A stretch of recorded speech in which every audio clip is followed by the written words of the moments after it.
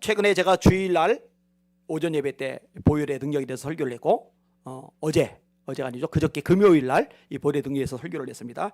굉장히 중요한 요소인데 살 다 빼고 뼈만 추려가지고 보혈의 능력 5가지 금요일날 설교한 내용입니다.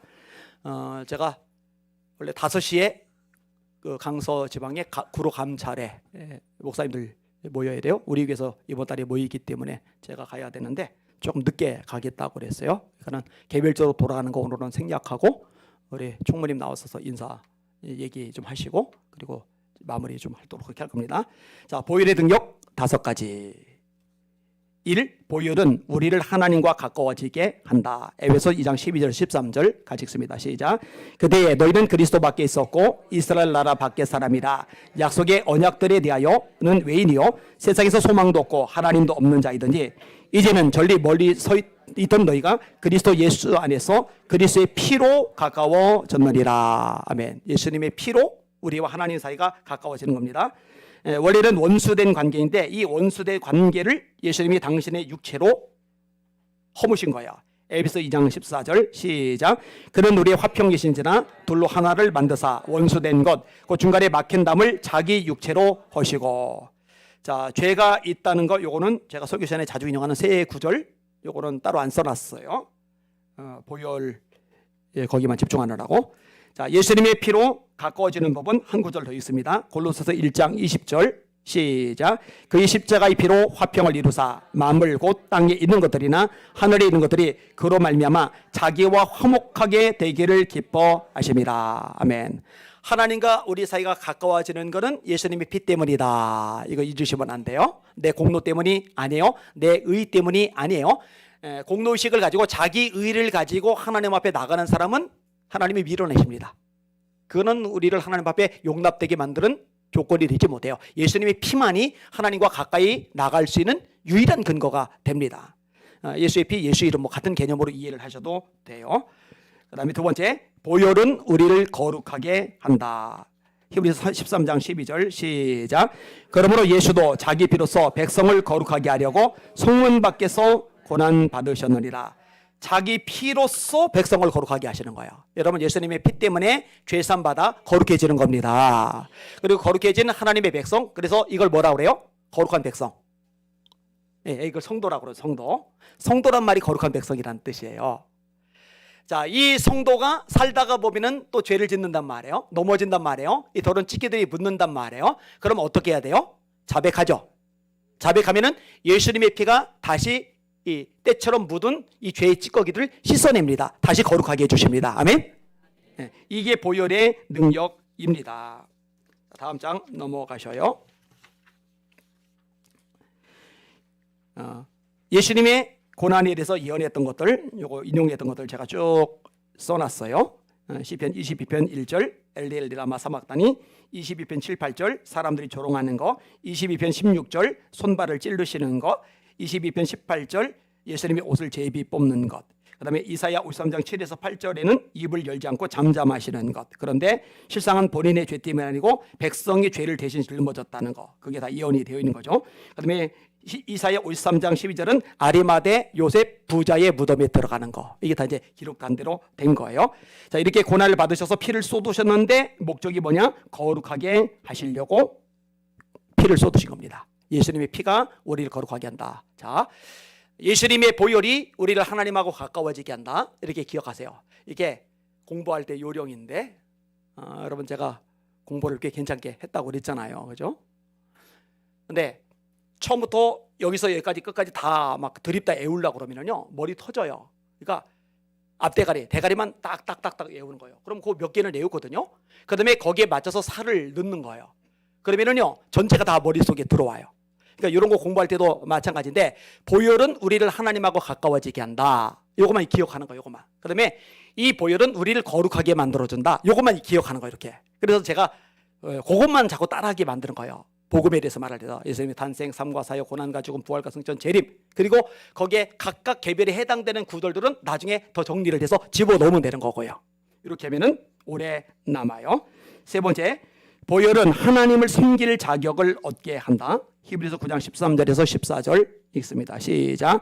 황금소와 황소의 피와 및 암송아지의 죄를 부정한 자에게 뿌려 그 육체를 정결하게 하여 거룩하게 하거든 하물며 영원하신 성령으로 말미암아 흠 없는 자기를 하나님께 드린 그리스도의 피가 어찌 너희 양심을 죽은 행실에서 깨끗하게 하고 살아계시는 하나님을 섬기게 하지 못하겠느냐.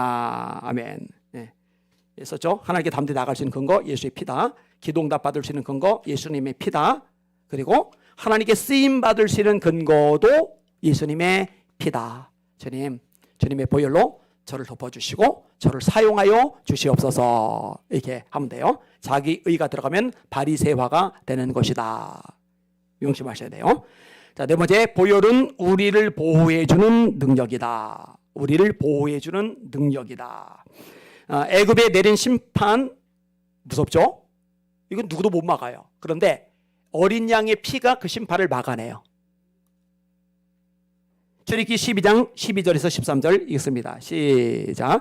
내가 그 밤에 애굽 땅에 돌아다니며 사람이나 짐승을 막론하고 애굽 땅에 있는 모든 처음 난 것을 다 치고 애굽의 모든 실을 내가 심판하리라. 나는 여호와라. 내가 애굽 땅을 칠 때에 그 피가 너희가 사는 집에 있어서 너희를 위하여 표적이 될지라. 내가 피를 볼 때에 너희를 넘어가리니 재앙이 너에게 내려 멸하지 아니하리라. 따라합시다. 피를 볼 때에 너희를 넘어가리라. 그럼 재앙을 막아요. 재앙이 임할 수가 없어요. 덮칠 수가 없어요. 우리를 보호해주는 역할이 보혈에 있는 거예요.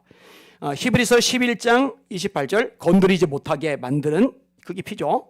읽습니다. 시작. 믿음으로 유월절과 피 뿌리는 예식을 정하였으니 이는 장자를 멸하는 자로 그들을 건드리지 않게 하려 한 것이며. 자, 멸망시키러 오는데 못 건드려요. 왜? 피가 보호해 주는 거예요. 피가. 어린 양의 피도 우리를 보호해 주는데 하나님의 아들 예수 그리스도의 피가 우리를 보호해 주지 못하겠습니까? 교인들 중에 되게 불쌍한 사람들이 있는데요. 귀신을 무서워하는 사람들이 있어요. 그 왜 무서워하는지 참 말씀을 몰라서 그러죠. 여러분 귀신 따위가 어디 감히 건드립니까? 예수님의 피가 귀신의 모든 공격에서 우리를 보호해 주십니다. 여러분 세상에서도 마찬가지예요. 예수의 보혈이 저와 여러분들 보호해 주십니다. 그러니까 여러분 자녀들도 보혈로 덮으셔야 돼요. 기도하세요. 주님 우리 아이들 주님의 보혈로 덮어주시옵소서. 이게 방어막이 되는 거예요. 방어막. 이게 굉장한 거거든요. 이걸 누려야 돼요. 다섯 번째로 보혈은 귀신을 내쫓는 능력이다. 귀신을 제어할 수 없는 것들 학문, 재력, 물리적인 힘, 조직, 인맥, 가문. 그래서 예를 들어서 가문을 예로 들었어요. 제사장은 이 당시에 최고의 가문입니다. 제사장의 아들만이 제사장이 될 수 있으니까. 제 아버지가 제사장이 아닌 사람은 죽었다 깨도 돌을 아무리 많이 들여도 공부를 아무리 많이 해도 제사장이 못 돼요. 그러니까 제사장의 자녀다. 그러면은 최고의 명문가예요. 그런데 귀신이 안 나가요. 명문가라는 걸로. 사도행전 19장 14에서 17절 시작. 유대의 한 제사장 스기야와의 7 아들도 이 일을 행하더니 악기가 대답하여 이르되 내가 예수도 알고 바울도 알거니와 너희는 누구냐 하며 악귀 들린 사람이 그들에게 뛰어올라 눌러 이기니 그들이 상하여 벗은 몸으로 그 집에서 도망하는지라. 에베소 사는 유대인과 헬라인들이 다 이 일을 알고 두려워하며 주 예수의 이름을 높이고. 아멘.